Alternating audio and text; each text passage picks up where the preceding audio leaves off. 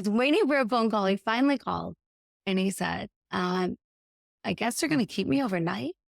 And I'm like, keep you overnight? They don't keep anybody overnight. What is that? And so I threw on real adult clothes and I hopped into my car and in my Vicodin-induced state drove like a crazy woman to get to the hospital.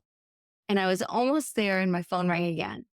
And he said, I guess there's a spot on my liver. I'm like, spot on your liver? I just started bawling. I don't really remember parking the car. I do remember running in, holding all parts of me because everything hurt. And they told me where he was and I'm sobbing and he's behind a curtain and I whipped back the curtain and he was sitting on the edge of the bed like nothing was going on. And he looked at me and he said, listen, I am not going to invite you out anymore if this is the way you're going to behave. And I said, listen, buddy, you are not allowed to be funny right now. Welcome to the Persistence U podcast with Lisbeth. That's you as in university, but we're really much more of a community here. Your host is Lisbeth Meredith. She's an author, speaker, and online teacher. Each week, she'll be delivering amazing stories from survivors and thrivers, all threaded together with a dose of persistence. We're so glad you're listening.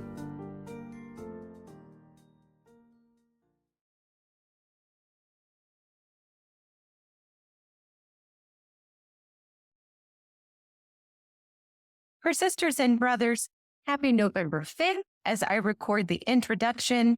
I am so looking forward to introducing you to my guest, Kim Sorrelle. First, a moment of personal news before I give her her proper introduction. I did publish last week, Tilka Faces the Odds, One Man at a Time, and I'm so excited about it. And for those of you on YouTube, I just annoyed you probably by trying to show you the book cover. Anyway, I'll show you a hard book cover when it comes in. But for right now, I just have the ebook promo going. And so it's 99 cents. But there's a caveat. I'm looking for early reviews, as well as if you find a typo, please let me know. And I just point that out because I had 3 editors book coach, editor number 1, editor number 2, and proofreaders. But what's easy to happen when you're publishing a book is as you correct one mistake in your manuscript, sometimes you insert another. And so thank you so much for those of you who were early buyers. And my dear friends, I really appreciate it. Eva Welch found the first typo. Bless your heart. And that means the world to me. Doesn't hurt my ego. I've got to know about it to do something about it. And Carol Waltz helped me today, fabulous patron, amazing reader and friend. So you will thank you so much. I could have waited another 6 months or a year or whatever and still faced the need for my readers to point things out, because at some point, a person when publishing a book becomes kind of blind to the manuscript and just your eyes sort of start to fill in the gaps. So I don't feel ashamed about it, but I want to know about it so I can do something. I'm proud of this story. I'm proud that I didn't give up on it. And I get to spotlight the work that I did in juvenile probation, even though Tilka is really a version of my younger self, but amplified. And so it's a fiction. It's a book of fiction. This is definitely a work of my heart, but still a work in progress. I'm about to start recording the audiobook week after next on a Friday, and I've got to rent a recording studio, and that will take about 3 different sessions to get that complete and then edited. And the hardback will be available as soon as this early offer is finished of 99-cent ebook, so that I get the feedback and make sure that I have the manuscript as clean as possible. And for those of you who've not written a book but are avid readers, maybe you're thinking about writing, or maybe you are a writer wondering how to publish, I want to invite you to my book launch, really, but it's not the kind of book launch that I'm going to be peddling my books. I'd love for you to buy my book. Don't get me wrong. I have 3 of them now, but on November the 18th at 8 p.m.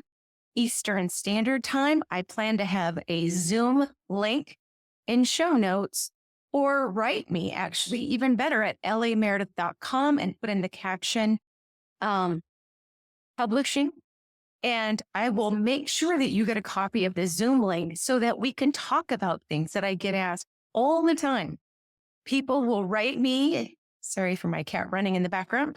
People write me and ask questions like, hey, you published Hybrid before. Do you recommend it for me? Oh, what about self-publishing? What do you think about that? You got an imprint. Why did you do that? Do I have to have an imprint to self-publish? And how did you decide to go from writing fiction to, or rather writing a memoir to writing fiction? And what are some of the differences that you've noticed in the process? So just a fun Q&A time. People will often ask, hey, can you meet with my friend and teach them to write? Or will you call this person? They're thinking about writing a book. Probably not, but this will suffice to be able to give that information because it happens too often and I'm still working and doing other stuff. So I would love to hear your questions. I'd love to hear them live, whether you bought the book or will ever.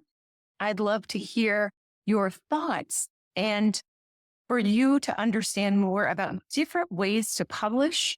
And a lot of the feedback I get from my podcast guests as well at Persistence U as to what their experiences were. And I'm not going to name them to put them on blast if they didn't want to be a part of this, but definitely there are different ways to get your story out there if you're a writer and different ways to support writers if you are a reader.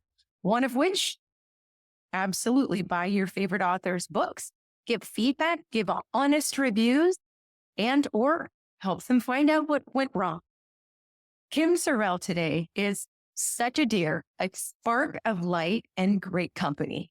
Kim married and very young to the right person and lived a beautiful, many, many years, spanning decades with her husband, and they raised a large family. And just as they were facing empty nest time, Kim's husband, first Kim was diagnosed with breast cancer, and then her husband recognized his own, that maybe he had stomach problems. There were young parents. Kim was 47, I believe. Her husband was maybe 50.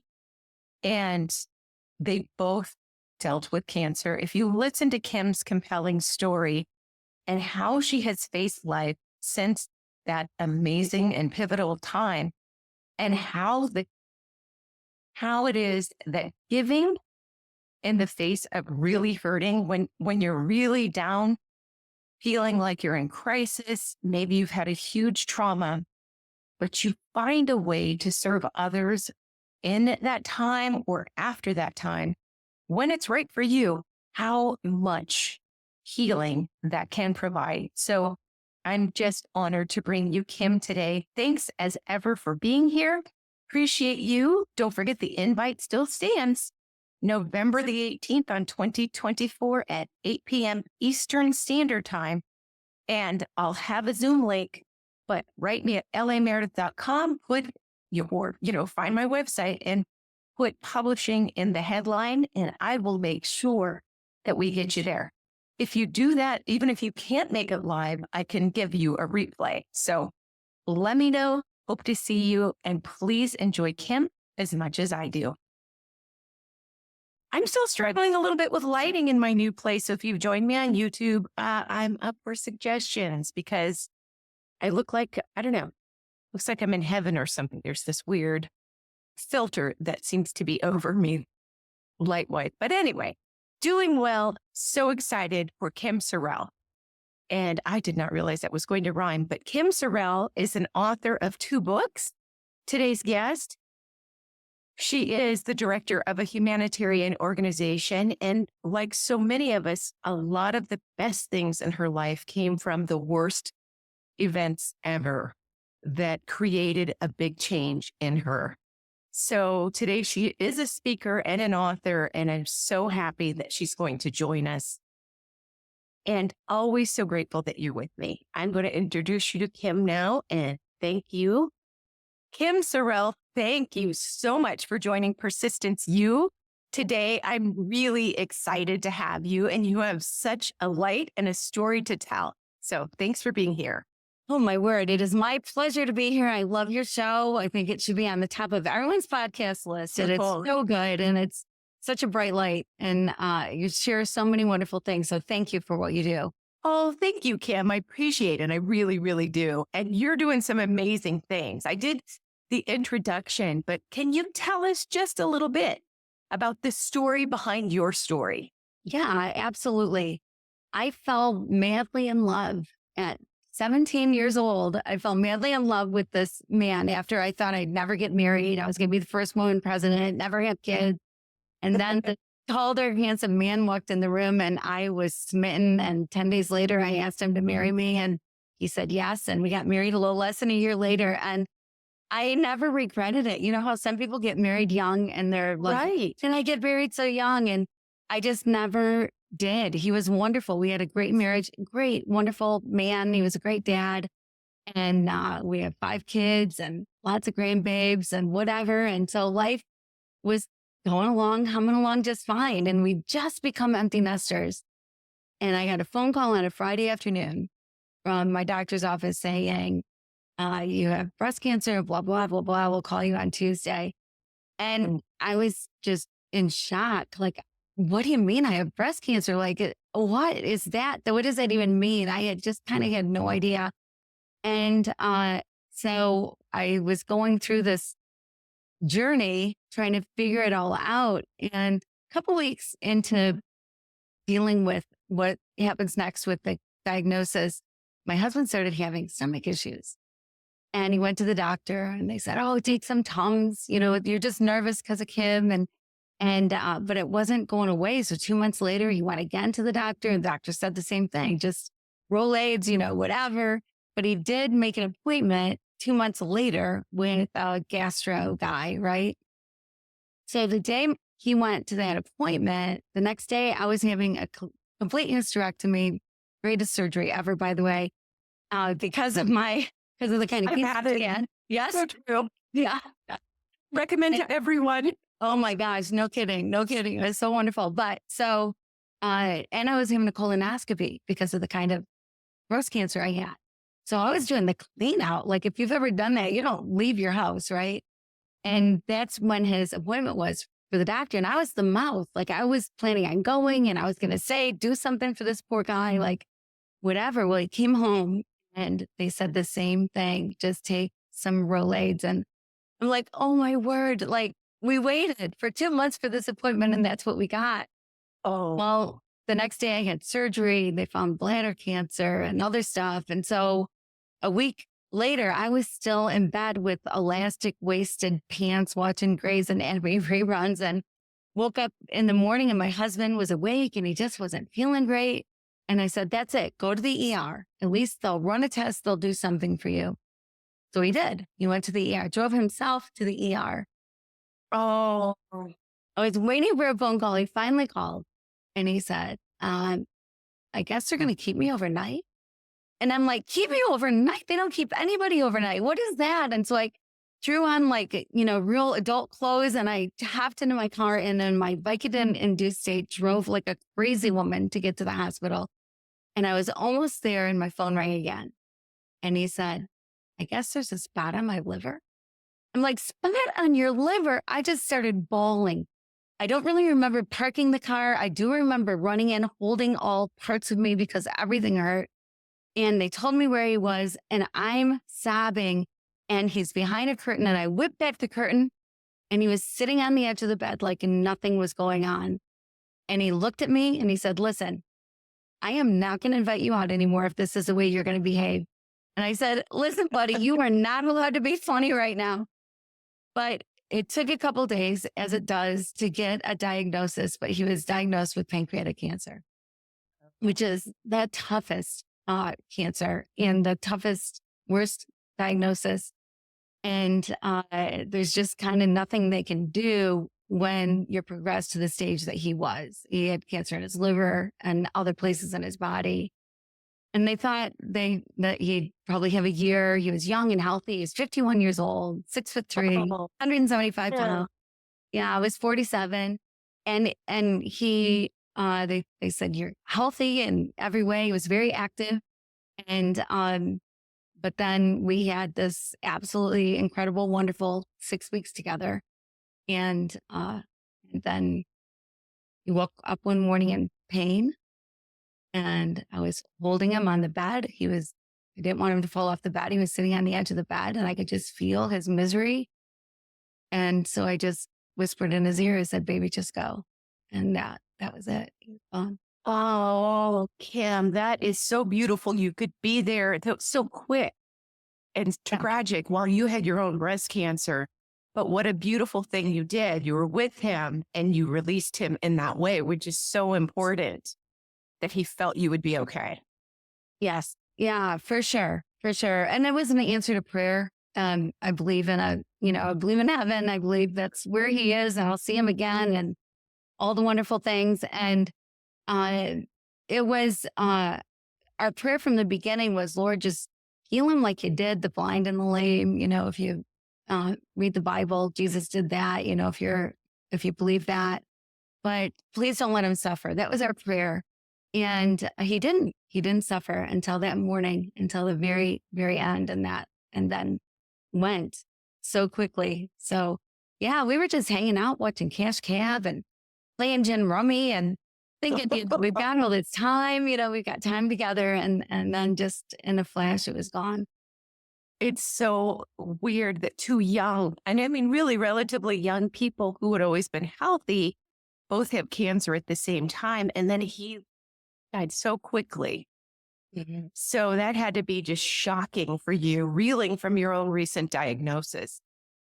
Yeah, well, I still had to go through stuff, right? And so it was an odd, strange, weird time. I didn't know. There wasn't a book, there was no textbook on how to deal with it, how to handle it. And I had kids. My kids were grown, but I had kids, and felt like I had to be strong for them.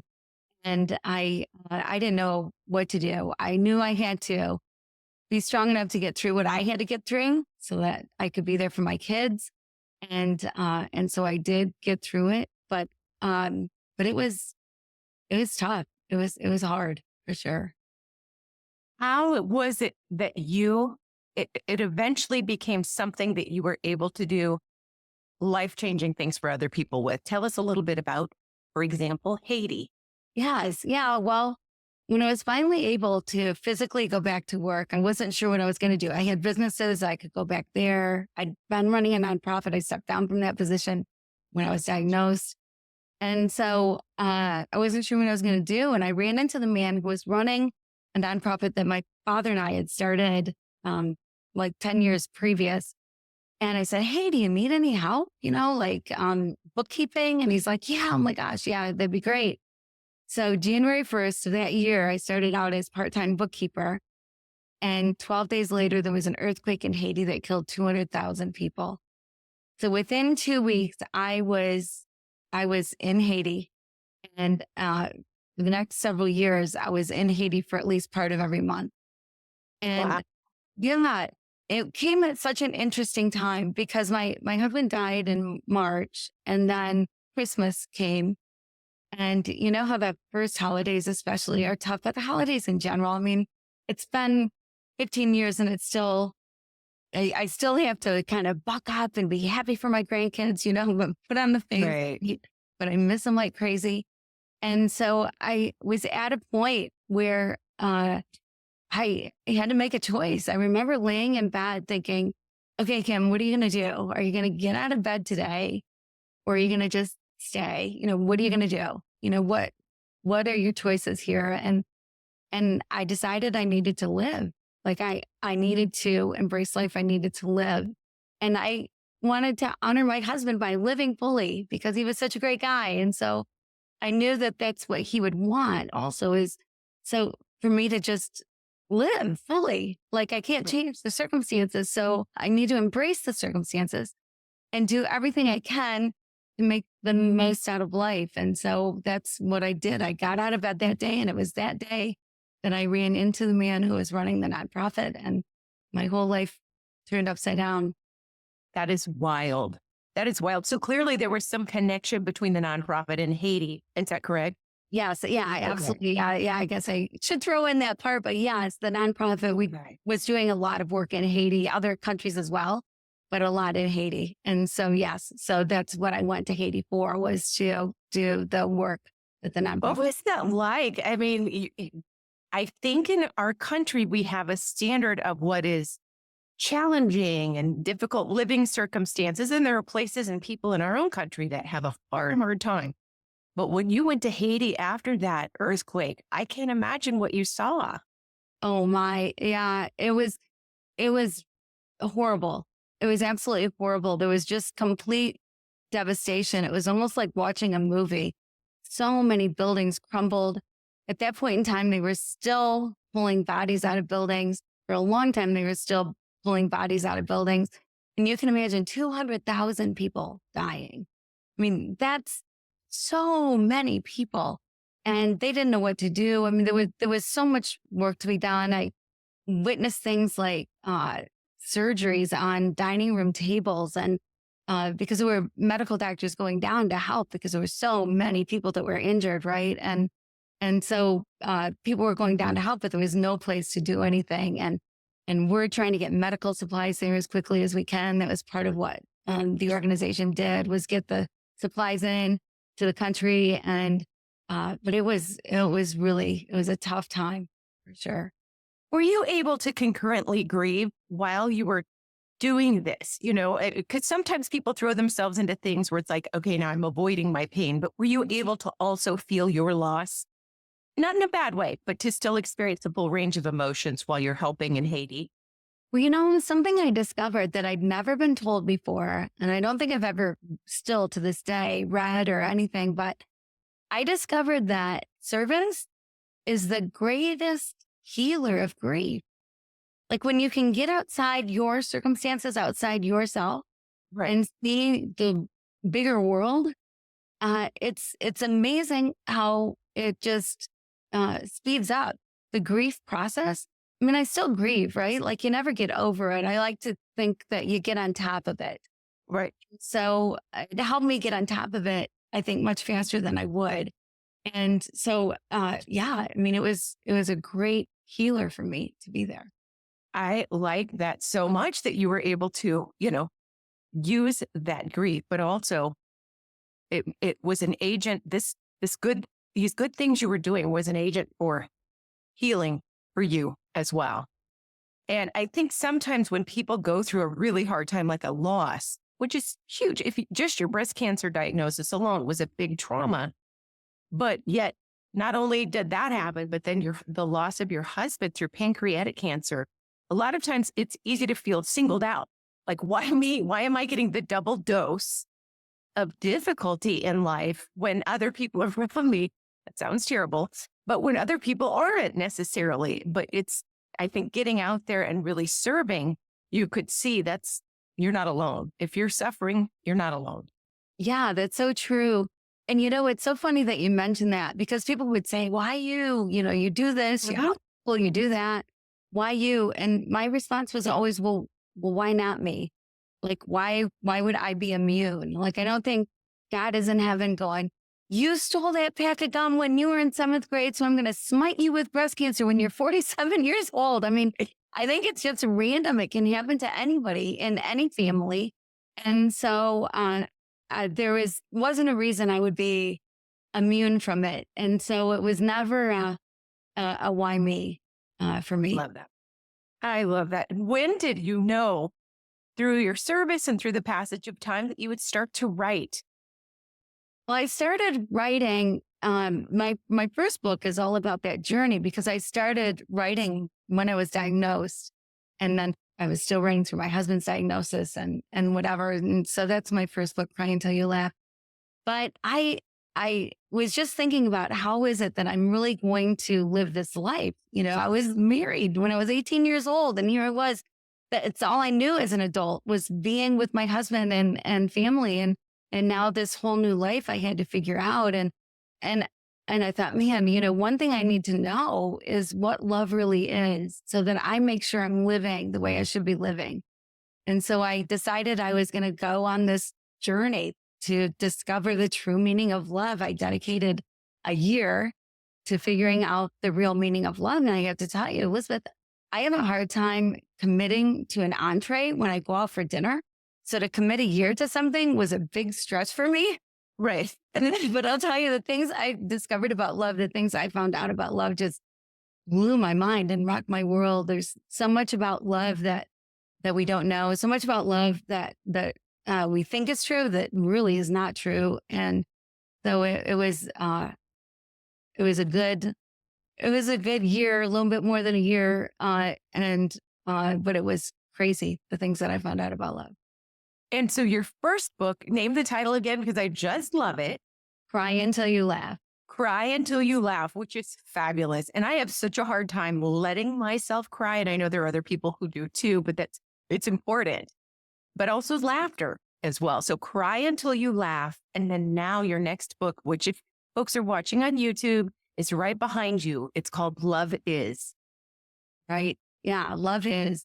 Yeah, I took this 2,000-year-old poem. You hear it at all the weddings. Love is patient, love is kind, does not envy, does not boast, etc. Right? And I took one word or phrase a month to figure out, well, what is love that is patient? What is love that is kind? And one thing I discovered was, the first thing I discovered is there's 14 is's and isn't of love. And so it took me 14 months rather than a year. But the next thing I discovered is you put love is or love is not in front of anything and it completely changes the meaning. So it was difficult. I mean, it was hard. I went through a lot of hard things. I slept outside with tarantulas and snakes. And, it's like I had to get hit over the head at the end of the month with something that would happen that I'd go, oh, now I get it. I finally get it. And I was chased by a motorcycle gang. I mean, just wild stuff happened. I was in Haiti the majority of the time that I was working on it. And so it was a crazy time. Oh, but one that you look back on. And today you are now still involved with humanitarian work. Is that correct? I am. Yes. Yeah. Yeah. So I went from, part-time bookkeeper to almost full-time in Haiti to running the organization. And so I'm the director of that organization. And so, yeah, I do a lot of work in Haiti and Dominican Republic, a couple other places. And so, yes, I am still involved and I love it. I love my life. I've got the greatest life ever. And you've got kids and grandkids. And I just think it's fabulous that you're still able to incorporate your husband into your life and your grief. You're still able to work with it, but you're staying on top of it. Mm-hmm. That is absolutely beautiful and so good. Are you working on writing anything else? And yes. Yeah, I am. I've got two books that I'm working on right now. One, a book on grief. And then I'm also writing a book that I have a working title of Mother Goofs, the way my kids tell me I screwed up and what they really. I don't know about you, but my kids are like champions at telling me everything that I did wrong. They're so. Are you kidding? Yes, my kids. We're right. Yes, yeah. Especially the oldest child, because it's so funny you should say that, because you should probably have an anthology that goes with it as a companion, because a lot of us moms of adult kids want to unpack our experience because the grades come out very late. I would say that we get our report card later than their 18th birthday. And it's like, wait a minute, I thought I did well. So good for you about writing about this. And I thought just keeping them alive was pretty good. Like, you should be grateful. I mean, there's so many things that could have gone wrong over the years, but they didn't. Like, we survived a lot of stuff. And right. Yeah. Oh, I think that's fantastic. That is so good. Where can people connect with you? Maybe they want to book you for speaking or learn more about your work and your books. Well, I'm literally the only Kim Sorrelle spelled my way in the entire world because it's ridiculous. It has way too many letters. There's 2 R's, 2 E's, 2 L's, Sorrelle, Kim Sorrelle. So KimSorrelle.com. I have a free 14-day love challenge there. That is just, 5 minutes in the morning, you read and then, and see how your life changes. And so that's available. I've got other resources there, but the 14-day love challenge is a fun one. That is so fantastic. I'm so excited to meet you finally in person and to hear all the wonderful things you're doing and that you've made your way through. So congratulations. Thank you so much for being here today. We hope you've enjoyed this week's show. Thank you so much for listening. Now, to find out more, head on over to lameredith.com and be sure to hop on the mailing list too. If you've enjoyed this show, please leave a rating and review or share with a friend. And if you really, really liked it, go ahead and subscribe so that you never miss another episode. We'll be back in 2 weeks with another episode of Persistence U with Lisbeth.